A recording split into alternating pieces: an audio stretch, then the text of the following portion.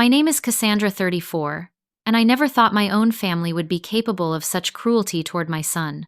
It was supposed to be a simple Sunday dinner at my parents' house, until my sister Ashley sprayed her expensive perfume directly into my 4-year-old son Ethan's eyes.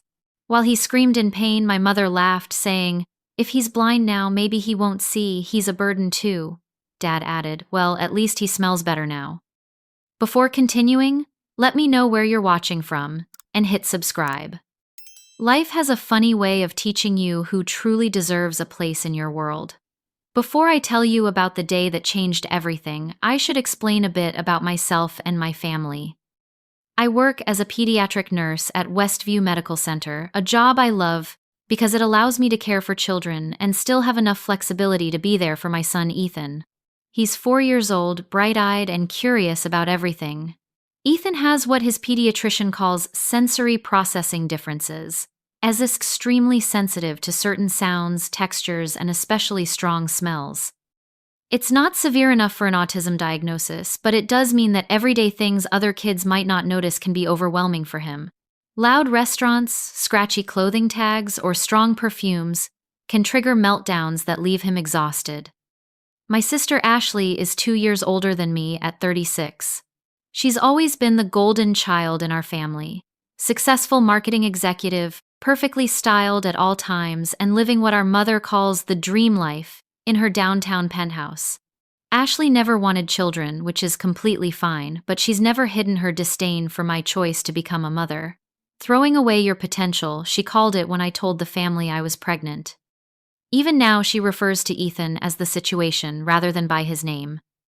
Our parents, Richard and Linda Wilson, built their lives around appearances. Dad made his fortune in commercial real estate development, and Mom was a former Miss Pennsylvania who never quite got over her pageant days. Their 5-bedroom colonial in the wealthy part of town is always immaculate, ready for impromptu visits from Dad's business associates or Mom's charity committee friends. They've always valued achievement status and what others think above everything else. My own life took a different path than the one my parents mapped out. I married James right after college, thinking we would build the perfect life together. When I got pregnant with Ethan, James seemed excited at first. But when Ethan was just 1 year old, I discovered James had been having an affair with a 22-year-old paralegal at his law firm. The divorce was quick but brutal. James moved to Seattle with his new girlfriend, now wife, and started a new family. He sends the minimum child support required by law and calls Ethan on birthdays and major holidays, sometimes. After the divorce, I had to downsize to a modest 2-bedroom apartment and rebuild my life from scratch. My nursing degree became my lifeline, providing stability for Ethan and me. Though we don't have the luxury my parents and sister are accustomed to, we've created a warm, loving home filled with laughter and understanding. Despite the tension, I continued the tradition of Sunday dinners at my parents' mansion. I wanted Ethan to have a relationship with his grandparents, an aunt hoping they would eventually see past their rigid expectations and appreciate him for the wonderful child he is. I believed family was family, and somehow we would find our way to acceptance. How wrong I was. Ashley had recently returned from a 2-week shopping trip in Paris, bringing expensive gifts for everyone except Ethan. Mom received a hand-painted silk scarf from some famous French designer. Dad got a rare bottle of cognac. I got a small bottle of hand cream that I later discovered was the free sample gift with purchase. Ethan received nothing, not even a small toy or candy. When I mentioned it quietly to Mom, she shrugged and said Ashley doesn't understand children. Don't make it into a thing. The comments about Ethan's behavior and my parenting had been escalating in recent months. When Ethan needed his chicken cut into precise squares, rather than random pieces, my mother sighed dramatically and said, "This is what happens when you coddle them." When he covered his ears during my father's loud business call, Ashley rolled her eyes and muttered, "Control your kid." Each Sunday, I drove home fighting back tears, while promising myself it would be the last time, only to convince myself by the following weekend that family connections were worth the emotional toll. The Sunday when everything changed seemed ordinary at first. Mom had prepared her usual elaborate meal, prime rib roasted potatoes and asparagus, with hollandaise sauce. The table was set with the fine china crystal glasses and heavy silver flatware that made meals with a 4-year-old particularly stressful. Ethan was trying his best sitting on a stack of cushions to reach the table properly carefully using his fork as I'd practiced with him at home. Ashley was late as usual. Mom kept checking her watch and reheating the sides, muttering about respect and punctuality, while simultaneously making excuses for her favorite daughter. "She's so busy with important clients," she said, though I knew from social media that Ashley had been at a spa that morning. When Ashley finally arrived halfway through the meal, she wasn't alone. She floated in with a tall, handsome man she introduced as Philippe, her new boyfriend from Paris. "He's in luxury goods distribution," she announced proudly, as if we should all be impressed. Dad immediately perked up asking about investment opportunities, while Mom fawned over Philippe's designer watch and European sophistication. The attention completely shifted from our meal to Ashley and her new romantic conquest. As they settled at the table with fresh plates of food, Ashley began dramatically recounting their meeting at a rooftop bar in Paris, emphasizing the exclusivity of the venue and how Philippe had sent champagne to her table. "And look what Philippe gave me before we left Paris," Ashley announced, pulling an ornate glass bottle from her designer handbag. "It's the newest scent from Maison Laurent, completely exclusive. They only made 300 bottles, and it costs $400. She held the bottle like it was a precious artifact, its crystal surface catching the light from the chandelier. "Let us smell it, darling," Mom encouraged, always eager to experience luxury by proxy. That's when everything began spiraling toward the moment that would forever change our family dynamic. I glanced at Ethan, knowing his sensitivity to strong scents, and quietly whispered that we might step out for a moment. But before we could move, Ashley had already sprayed a cloud of perfume that filled the dining room with an overwhelming mixture of jasmine, vanilla, and something musky. Ethan immediately covered his nose with both hands, his eyes watering from the intensity of the scent. He wasn't being rude. It was a physical reaction to something that genuinely caused him discomfort. But Ashley didn't see it that way. Her face darkened as she watched Ethan's reaction. "What's wrong with him?" she snapped, glaring at me as if I had personally orchestrated an insult to her precious perfume. "It's just a bit strong for him," I explained calmly, placing a reassuring hand on Ethan's back. "He's sensitive to strong scents. It's nothing personal." Little did I know that simple explanation would trigger a chain of events that would reveal exactly who my family really was. "Nothing personal," Ashley repeated, her voice rising with indignation. "This perfume costs more than your monthly rent, Cassandra. Philippe had to pull strings with his connections at Maison Laurent just to get it." The dining room felt suddenly tense, the earlier superficial pleasantries evaporating. Philippe looked uncomfortable, but remained silent, taking a long sip of his wine. Dad cleared his throat and began talking about the stock market, his usual tactic when conversations turned uncomfortable. Mom adjusted her pearl necklace nervously.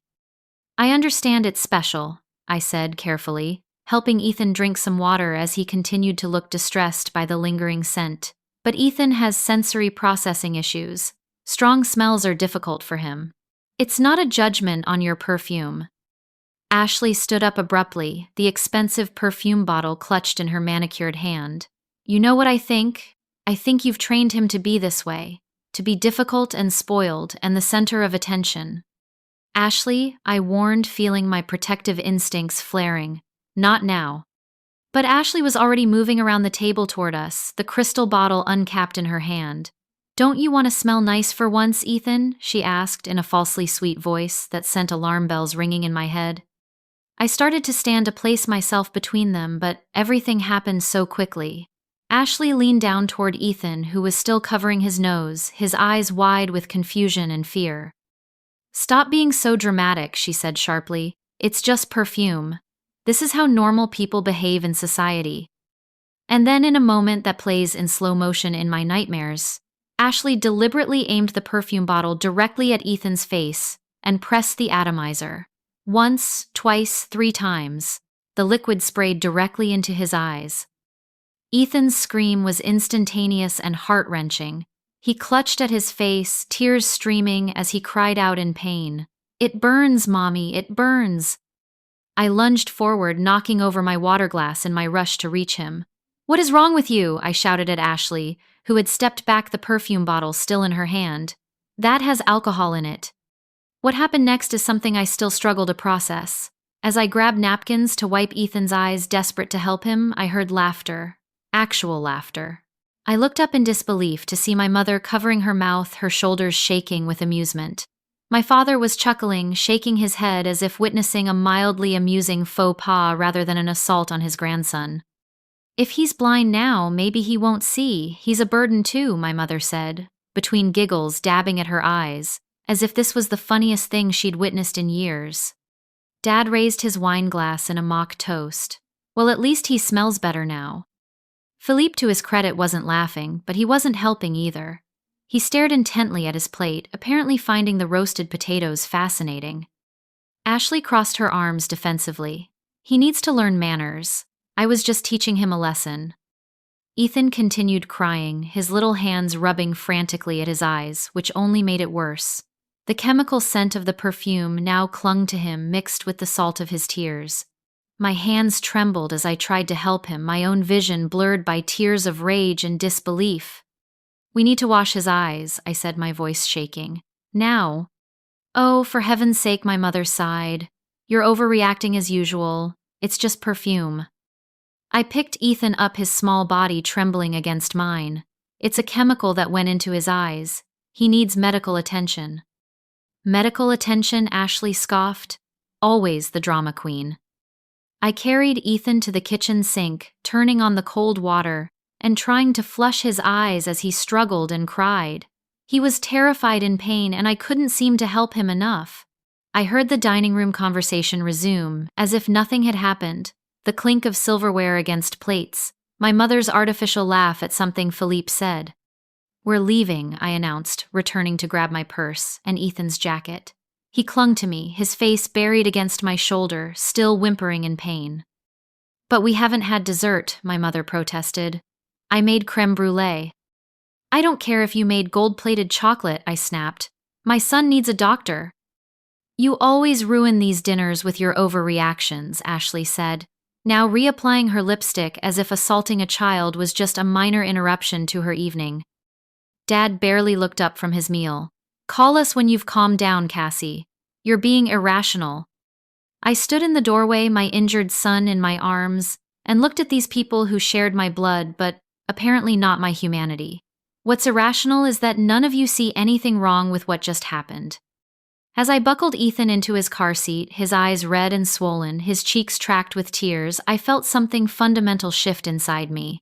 The unease and discomfort I'd been suppressing for years crystallized into a cold, clear certainty.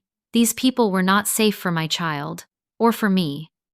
"It's okay, buddy," I whispered, though nothing about this situation was okay. "We're going to get your eyes fixed up. Everything will be all right." But as I drove toward the emergency room, the sound of my family's laughter echoing in my mind, I knew nothing would ever be the same again. The emergency room at Mercy General was busy that Sunday evening. I carried Ethan through the automatic doors, his face pressed against my shoulder, small whimpers escaping with each breath. The fluorescent lights seemed to aggravate his pain, and he kept his eyes tightly shut. My son had perfume sprayed directly into his eyes. I told the triage nurse, my voice surprisingly steady despite the storm of emotions inside me. "It was about 20 minutes ago." The nurse, a middle-aged woman with kind eyes, immediately took us seriously. "Chemical exposure to the eyes is a priority. Come with me." She led us past the waiting area directly to an examination room where a doctor joined us within minutes. "I'm Dr. Patel." She introduced herself, speaking gently to Ethan before turning to me. "Can you tell me exactly what happened?" I hesitated for just a moment. My sister deliberately sprayed perfume in his eyes.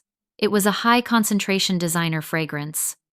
Dr. Patel's expression remained professionally neutral, but I noticed her glance at the nurse who was making notes. "And how long ago did this occur?" "About 20, maybe 25 minutes now. I tried flushing his eyes with water at my parents' house before driving here."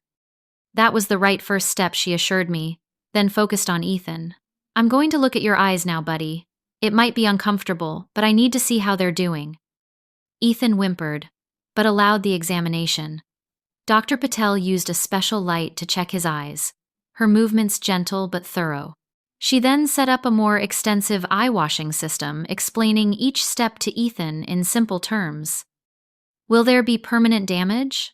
I asked the question that had been terrorizing me during the drive over. Most perfume exposures don't cause permanent damage, but they can cause significant chemical conjunctivitis, essentially a chemical burn on the surface of the eye, she explained. "We won't know the extent until we've thoroughly flushed his eyes and the swelling reduces." While another nurse helped with the eye flushing, Dr. Patel took me aside. "Mrs. Wilson, I need to ask you something directly, and I need an honest answer." "It's Miss Wilson, and of course." "Was this truly deliberate? Your sister intentionally sprayed perfume into your child's eyes?" The question hit me like a physical blow, forcing me to verbalize the reality I was still processing. Yes, he was covering his nose because the smell was too strong for him. She got angry, approached him, and sprayed it directly at his face. 3 sprays directly at his eyes. Dr. Patel's professional demeanor slipped just slightly, revealing a flash of concern. And what was the response of others present? I swallowed hard. My parents laughed. My mother said if he goes blind, at least he won't see that he's a burden. My father said, at least he smells better now. The doctor was silent for a moment, then said quietly, "I'm going to have our social worker stop by to speak with you. This is a mandatory reporting situation." Mandatory reporting. For potential child abuse, yes. She held up a hand when she saw my expression. "This isn't an accusation against you, but deliberate chemical exposure to a child's eyes is a serious matter." As the reality of what she was saying sank in, memories from the past year flooded back. Incidents I had minimized or excused: Ashley accidentally tripping Ethan at Christmas, causing him to fall against the coffee table. Ashley not noticing him when she opened a door, hitting him hard enough to leave a bruise. Ashley joking around when she spilled hot soup near his lap at a previous dinner. It wasn't just today. It was a pattern. After Ethan's eyes were thoroughly flushed, Dr. Patel returned with eye drops and small patches. "The good news is I don't see evidence of corneal damage. He has chemical conjunctivitis, which is painful, but should resolve without permanent effects. We'll patch his eyes for the night to let them rest, and you'll need to apply these drops every 4 hours." While Ethan rested on the examination bed, patches covering his injured eyes, a hospital social worker named Marissa came to speak with me. She was straightforward but compassionate, taking detailed notes about the incident and asking about previous concerning behaviors. "What you're describing is concerning," she said after I finished recounting everything. "This appears to be a pattern of deliberately harmful behavior toward your son, combined with concerning attitudes from your parents." I never thought of it as abuse. I admitted the word, feeling heavy and awful. "Their family. Family members can be abusive," Marissa said gently, "and minimizing harmful behavior because it comes from family is very common. But considering what happened today, I strongly recommend you limit contact with these individuals, at least until a proper assessment can be made." While we were talking, my phone had been buzzing repeatedly in my purse. Now, during a pause in the conversation, I checked it: 3 missed calls from Mom, 2 from Dad, and several text messages. "Mom, you're making a mountain out of a molehill. Ashley spent a fortune on that perfume. You embarrassed all of us." "Dad, call us immediately. Your behavior was unacceptable." "Ashley, Philippe thinks you're insane. Way to ruin dinner. The kid was being annoying anyway." No concern for Ethan. No questions about his condition. Just anger that I had disrupted their evening and embarrassed them in front of Ashley's new boyfriend. "Are these from your family?" Marissa asked, noticing my expression. I nodded, turning the phone to show her the messages. She read them silently, her expression growing more concerned. "Miss Wilson, based on what I'm seeing, I strongly recommend you document everything that happened today and consider speaking with a family lawyer about protection options for both you and your son." After Marissa left, I sat beside Ethan, who had finally fallen asleep, exhausted from pain and crying. The hospital room was quiet, except for the occasional announcement over the intercom and the steady beeping of a machine in the hallway.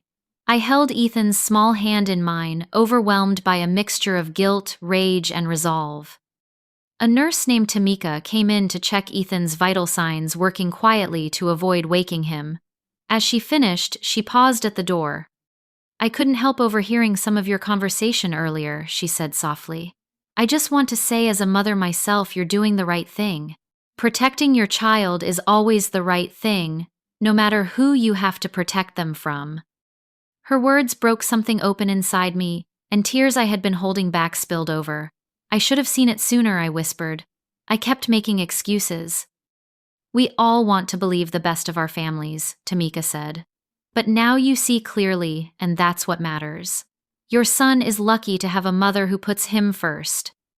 As she left, I looked down at Ethan, his small face vulnerable, with the white patches covering his eyes. In that moment, I made a promise to him, and to myself. Never again would I expose him to people who could hurt him, regardless of their relation to us.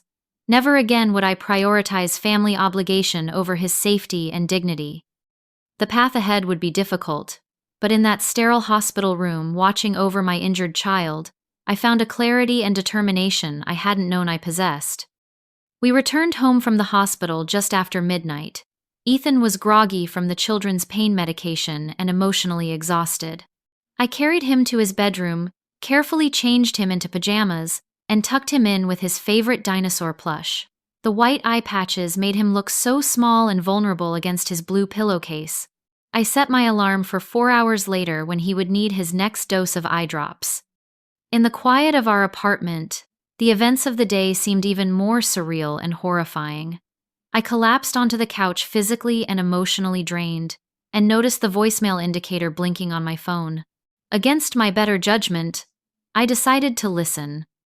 My mother's voice came through first tight with annoyance. "Cassandra, this has gone far enough. You're blowing this completely out of proportion.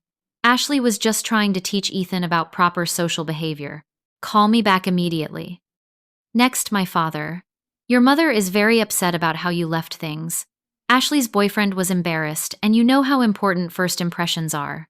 Call us when you've calmed down and are ready to discuss this rationally." 3 more messages followed, each more demanding and less concerned about Ethan than the last. Not once did either of my parents ask how Ethan was doing or express any remorse about what happened to him. I was still sitting there stunned by their callousness when my phone rang again. My mother's name flashed on the screen. It was nearly 1 in the morning. I answered, my voice hoarse with exhaustion. "Do you have any idea what time it is?" I asked. "Don't take that tone with me," my mother replied sharply. "I've been waiting for you to call and apologize for your behavior. Ashley is absolutely beside herself." I almost laughed at the absurdity. "Apologize, Mom." Ashley deliberately sprayed chemical perfume into Ethan's eyes. He had to be treated for chemical conjunctivitis at the emergency room. The doctor reported it as potential child abuse. There was a pause then. "Child abuse? How dare you? This is exactly the kind of dramatic overreaction I'm talking about. Ashley spent nearly $400 on that perfume. She was simply trying to share something special. By spraying it directly into a 4-year-old's eyes while you and Dad laughed about it, we were trying to lighten the mood after you started making a scene," she defended. "Honestly, Cassandra, Ethan needs to learn how to behave in social situations. Ashley was just trying to help." In that moment, I recognized something I'd been denying for years. My mother would always defend Ashley regardless of how harmful her actions were. She had enabled my sister's cruelty throughout our childhood, and was continuing the pattern with Ethan. "Mom, I want you to hear me clearly," I said, my voice steadier than I expected. "What Ashley did was deliberate and harmful. Your response was cruel. Ethan will not be around either of you until there is acknowledgement of what happened and a sincere apology." "You're being ridiculous," she scoffed. "What about Sunday dinner next week? Your father has important clients coming." "Did you hear anything I just said? My son was injured. He's sleeping with patches on his eyes because of chemical burns, and you're worried about dinner with clients. Don't raise your voice at me, young lady. This attitude is exactly why Ashley gets frustrated with you. You've always been too sensitive." I ended the call, my hands shaking with anger and disbelief. Less than 5 minutes later, my father called. "Your mother is crying," he began without preamble. "I don't know what you said to her, but this has gone far enough. You need to apologize to Ashley and to us for creating this drama and embarrassing the family. Dad Ashley hurt Ethan. Deliberately. The emergency room doctor reported it as abuse. Don't be ridiculous. Ashley would never abuse anyone. She was just trying to teach him some manners. You've always been jealous of her, and now you're using your son to get attention. His words hit like physical blows, knocking the wind from my lungs. Is that really what you think of me? That I would use my child's pain for attention? What I think is that you've never quite fit in with this family, he said coldly. Ashley has always understood what's expected of her. You've chosen a different path, and that's your right, but don't expect us to change our standards because of it. In that moment, something crystallized for me. You're right, Dad. I don't fit in with this family. Because I would never laugh at a child being hurt. I would never value appearances over kindness. And I would certainly never dismiss my grandchild's pain as an inconvenience. You're being melodramatic, he dismissed. We expect to see you and Ethan at the family gathering next weekend. Ashley will be announcing her engagement to Philippe, and the whole family will be there. You'll both need to apologize to Ashley for ruining her special dinner. Engagement, she just met him. They've been dating long distance for months. Not that you've bothered to take an interest in your sister's life. The point is, this is an important event, and we expect you to be there. Both of you. I took a deep breath, steeling myself for what needed to be said. No, Dad, we won't be there. Not next weekend, not for Christmas, not for any family gathering, until there is a genuine acknowledgement of what happened, and a sincere apology to Ethan. There was a long silence, then my father's voice turned icy. If that's your position, then you should know there will be consequences. Your mother and I have been generous with helping you financially since your divorce. That help is contingent on being part of this family, being at family gatherings, maintaining appearances. Are you threatening to cut me off if I don't bring my abused child to apologize to his abuser? Don't be so dramatic. I'm simply stating facts. Actions have consequences, Cassandra. You're a grown woman with a child. It's time you understood how the real world works. I understand perfectly, I replied, a strange calm settling over me. And I want you to understand something too. My son's safety and dignity are worth more than your money or approval. I don't want or need either if they come with these conditions. I ended the call and turned off my phone too, emotionally exhausted to deal with any more messages or calls. I checked on Ethan, relieved to find him sleeping peacefully, despite the patches on his eyes, then curled up in the armchair next to his bed, unwilling to leave him alone even for the few hours until his next medication. As I drifted in and out of a fitful sleep, my father's words echoed in my mind. Actions have consequences. He meant it as a threat, but as the first light of dawn crept through the blinds, I realized it was actually a promise. Their actions would indeed have consequences, just not the kind they were expecting. The next morning, I called into work and explained the situation to my supervisor, who immediately approved emergency family leave. Ethan woke disoriented and in pain, confused about why he couldn't see and why his eyes hurt so badly. I explained as gently as I could, carefully administering his eye drops and making his favorite breakfast of dinosaur-shaped pancakes. "When can I take these off?" he asked, his small fingers reaching toward the patches. "We'll see Dr. Patel this afternoon, and she'll tell us," I explained. "Until then, they're helping your eyes get better." "Did Aunt Ashley mean to hurt me?" he asked suddenly, his voice small. The question broke my heart. Children have an innate desire to believe the best of adults, especially family members. How do you explain deliberate cruelty to a 4-year-old? "Sometimes adults do wrong things," I said carefully. "What Ashley did was wrong and it hurt you. That's not okay no matter who does it." "Grandma and Grandpa laughed," he said, pushing his untouched pancakes around the plate. "Why did they think it was funny?" I took his small hand in mine. "They were wrong too, buddy. Sometimes people we love make bad choices." Our appointment with Dr. Patel brought good news. Ethan's eyes showed significant improvement, and she believed there would be no permanent damage. She removed the patches but prescribed continued use of the eye drops and recommended minimal screen time for the next week. "I've made a referral to Dr. Sampson," she told me quietly while a nurse was helping Ethan choose a sticker. She's an excellent child psychologist who can help Ethan process what happened. Thank you, I said, grateful for her thoroughness. And what about the report? Child Protective Services has been notified, she confirmed. Given that you're taking appropriate protective action and seeking proper care, their focus will likely be on the individuals who caused harm. That afternoon, I made 3 important calls. The first was to Ethan's pediatrician doctor, Rivera, who fit us in for an appointment the following day to follow up on his eye treatment and discuss the emotional impact of what had happened. The second call was to a therapist named Dr. Lauren Bennett, who specialized in family trauma. I scheduled an appointment for myself, recognizing that I needed professional support to navigate the complex emotions and challenges ahead. The third call was to a family law attorney recommended by Dr. Patel. The receptionist, hearing the broad outlines of the situation, scheduled an urgent consultation for the following week. That evening, Jessica, a fellow nurse from work, came by with dinner for us and small gifts for Ethan. While he played with the new puzzles she'd brought, Jessica and I talked quietly in the kitchen. "I can't believe your own family would do this," she said, shaking her head in disbelief.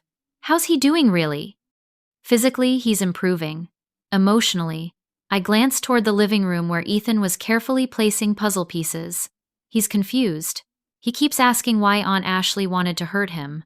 Why his grandparents thought it was funny. What are you going to do about your family?" "Keep my distance. Set firm boundaries. I've already told my parents we won't be at any family gatherings until there's acknowledgement and a sincere apology, which I doubt will ever come." Jessica hesitated, then said, "My brother Daniel is an attorney who specializes in child advocacy. He might have some insights about protective measures you could take. Would you be open to talking with him?" I nodded gratefully. At this point, I need all the support and guidance I can get. Over the next 2 weeks, a transformation began, both in our daily lives and in my own understanding of what family truly means. Dr. Sampson, Ethan's new child psychologist, helped him process his feelings through play therapy and age-appropriate conversations. "He's resilient," she assured me after their 3rd session, "but he needs consistency now. Clear boundaries and reassurance that you'll keep him safe." My own sessions with Dr. Bennett proved equally valuable. She helped me recognize the patterns of emotional manipulation that had defined my family relationships for years. "What you're describing is a classic golden child, scapegoat dynamic," she explained. "Ashley was elevated as perfect, while you were assigned the role of family problem. Now, those roles are extending to the next generation, with your son being cast as defective or difficult." Daniel, Jessica's brother, provided practical legal advice during a coffee meeting arranged by his sister. "Based on what you've described, you have grounds for a restraining order against your sister if necessary," he explained. "I also recommend documenting everything: previous incidents, the current situation, any communication from family members that demonstrates their attitude." I began keeping a detailed journal recording, not just the Perfume incident, but every concerning interaction I could remember. Patterns emerged that I had previously dismissed Ashley's accidents that only seemed to affect Ethan, my parents' consistent minimization of his needs, the subtle and not-so-subtle put-downs about my parenting. Jessica introduced me to a single-parent support group that met weekly at a community center near my apartment. There, I found people who understood the challenges of raising children alone, many of whom had also needed to create boundaries with difficult family members. "Blood doesn't define family," said Monica, a single mother of twins who had cut ties with her abusive parents 3 years earlier. "Family is defined by love, respect, and safety. You're doing the right thing by protecting your son." With our Sunday dinners at my parents' house no longer on the calendar, I began creating new traditions for Ethan and me. We started Adventure Sundays, exploring parks, museums, and children's activities around the city. Without the stress of trying to make Ethan conform to my parents' rigid expectations, these outings became genuinely enjoyable for both of us. Ethan's eyes healed completely, just as Dr. Patel had predicted. As the physical traces of the incident faded, I noticed positive changes in his behavior too. He seemed more relaxed, less anxious about being good according to arbitrary standards. Without the constant criticism from my family, both of us began to breathe more freely. One evening, as I was preparing dinner, I received a call from a number I didn't recognize. It was my cousin Megan, my father's sister's daughter, whom I hadn't spoken with in over a year. "I heard what happened with Ashley and Ethan," she said after we exchanged brief greetings. "I wanted to check on you both." "We're doing okay," I replied cautiously, unsure of her motives. "How did you hear about it?" "Ashley's been telling everyone you're mentally unstable and making up stories about her," Megan said bluntly. "But I don't believe her. My mom always said Ashley was Ruth's little mirror image, and Aunt Ruth was never kind to children." Ruth was my grandmother, my father's mother, a woman known for her cutting remarks and rigid standards. I had never made the connection before, but the parallel was striking. "The thing is," Megan continued, "you're not the first person Ashley has hurt. Do you remember my brother's wedding 5 years ago? Ashley deliberately spilled red wine on my daughter's flower girl dress right before the ceremony because Lily was getting too much attention. When I confronted her, everyone said I was overreacting. Sound familiar?" By the end of our conversation, Megan had shared 3 other incidents involving Ashley's deliberate cruelty, all of which had been minimized or excused by the family. I wasn't alone. There was a pattern reaching back years, affecting multiple family members. "I should have spoken up sooner," Megan said regretfully. "Maybe if more of us had, things wouldn't have escalated to this point." That night, after tucking Ethan into bed, I sat at my kitchen table with the journal where I'd been documenting incidents. I added Megan's accounts, noting dates and details as accurately as possible. The pattern was undeniable. Ashley's behavior had been escalating over years, enabled by my parents' willful blindness and active protection. For the first time, I saw clearly how the family dynamic wasn't just unpleasant or difficult, it was toxic and potentially dangerous. My decision to distance Ethan from them wasn't an overreaction. It was a necessary protection. And perhaps most importantly, I wasn't alone in recognizing the problem. Others had seen it too, even if they hadn't been able to name it or confront it effectively. With this new clarity came a sense of purpose and determination. The path ahead would be challenging, but I now had resources, support, and most importantly, the unshakable conviction that protecting my son from harm was more important than maintaining a facade of family harmony. As I closed my journal that night, I felt something I hadn't experienced in a long time, when thinking about my family peace. Not because the situation was resolved, but because I finally trusted myself to do what was right regardless of the pressure to conform to their expectations. 3 weeks after the incident, I had just put Ethan down for his afternoon nap when an aggressive knocking startled me. I opened the door to find Ashley standing there immaculately dressed in a designer outfit, her expression a mixture of annoyance and condescension. "We need to talk," she announced, attempting to push past me into the apartment. I blocked the doorway. "This isn't a good time. Ethan is napping." "This isn't about Ethan. It's about you spreading lies about me." Her voice rose sharply. "My reputation is on the line." I kept my voice deliberately calm and quiet. "I haven't spread any lies. Now please leave before you wake Ethan." Ashley's eyes narrowed. "You told doctors I abused your kid. You got some social worker involved. You're not answering mom and dad's calls. You missed the engagement announcement. You're tearing the family apart with your dramatics."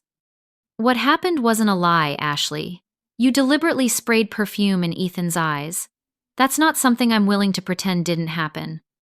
Her face flushed with anger. "It was a joke, God. You've always been so uptight. And now you're threatening me with some kind of legal action. Mom told me you're talking to lawyers." I noticed my neighbor, Mrs. Rodriguez, watching discreetly from her doorway, clearly concerned about the escalating confrontation. Remembering Daniel's advice about documentation, I reached for my phone in my pocket and subtly started recording. "Ashley, what you did caused Ethan to need emergency medical treatment. The doctors were legally required to report it. I'm not pressing charges, but I am establishing boundaries to protect my son." "Boundaries," she scoffed. "You mean cutting off the family that supported you through every failure? Where would you be without mom and dad's help after James left you, probably in some shelter?" I took a deep breath, refusing to be baited.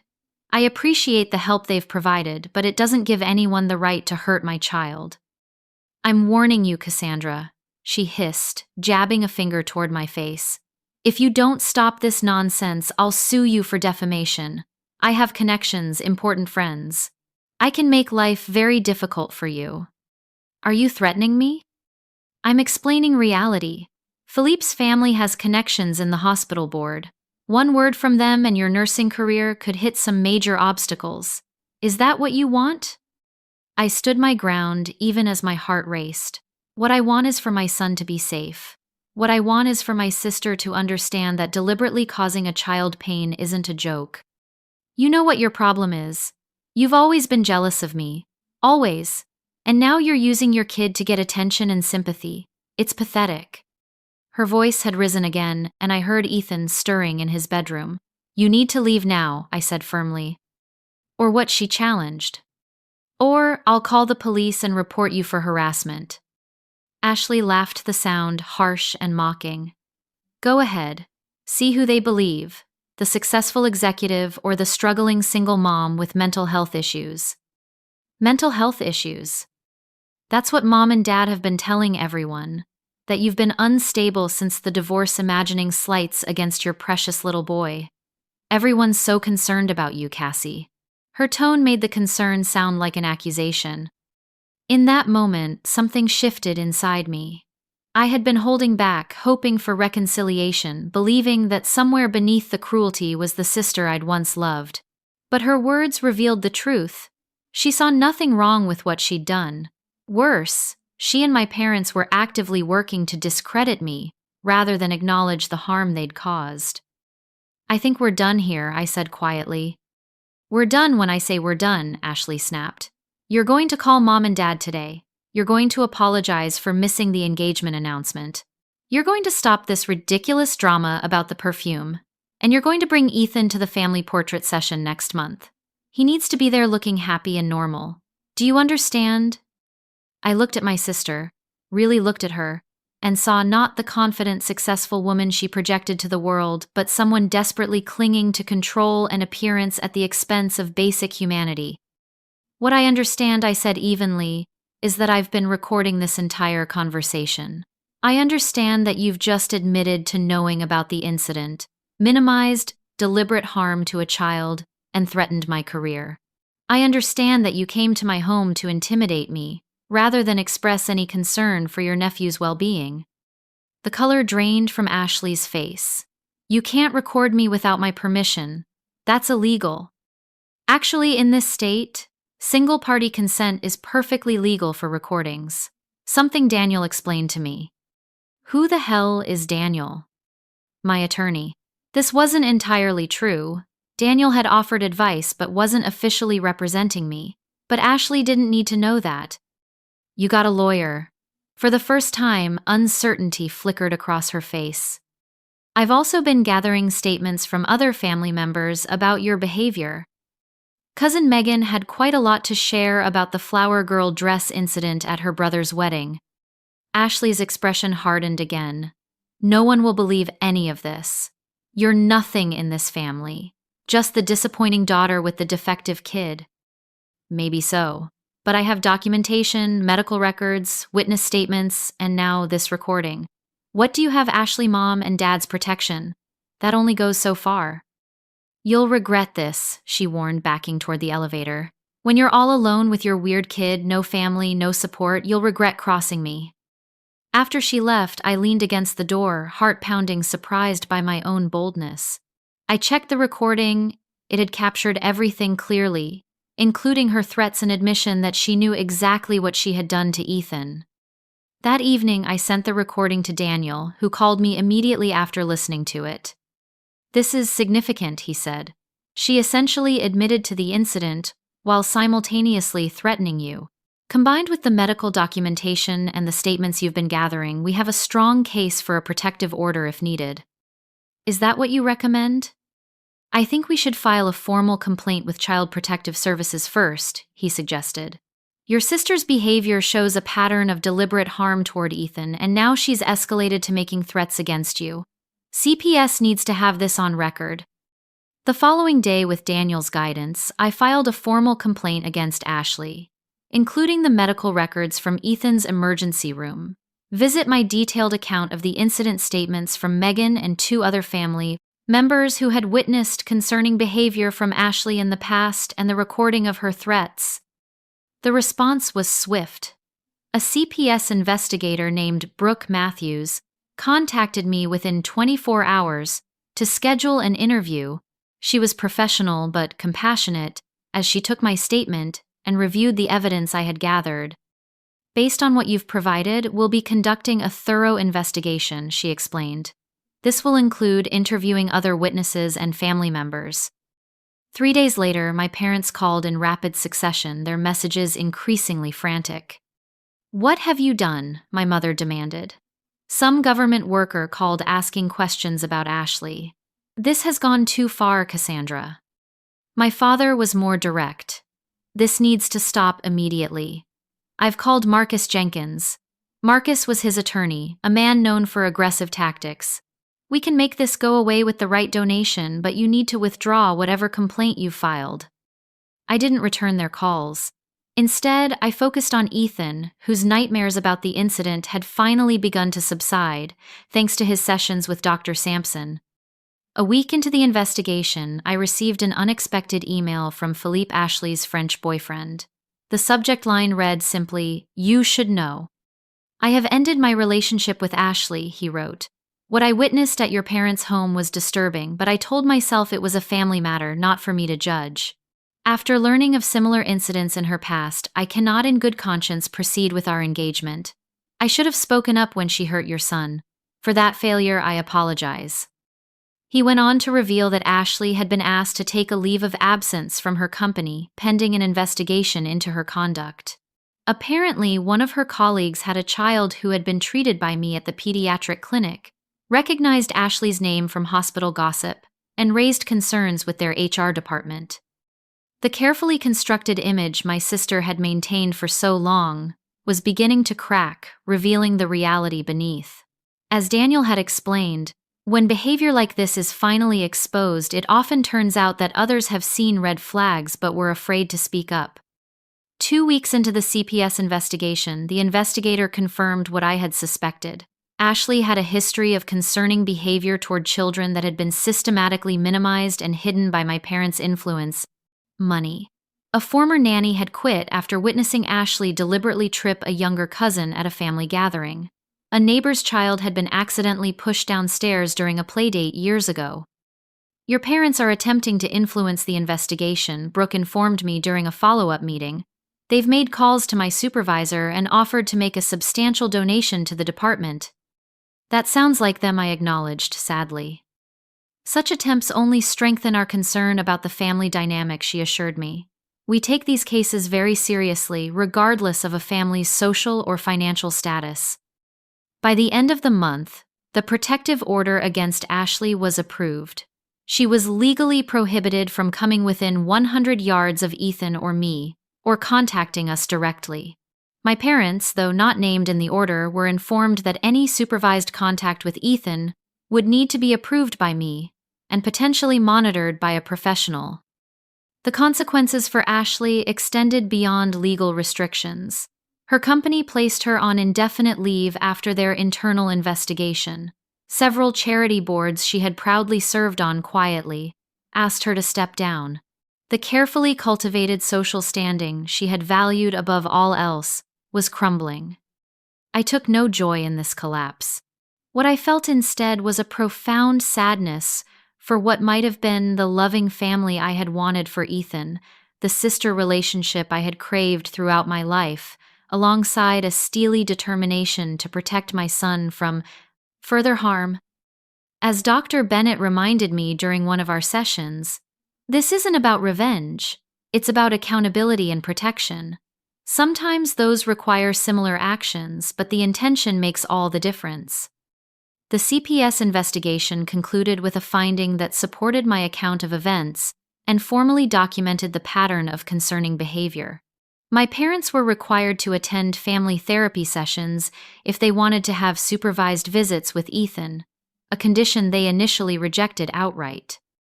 "We've done nothing wrong," my mother insisted during a brief tense phone call. "This is all a dramatic overreaction to a simple misunderstanding."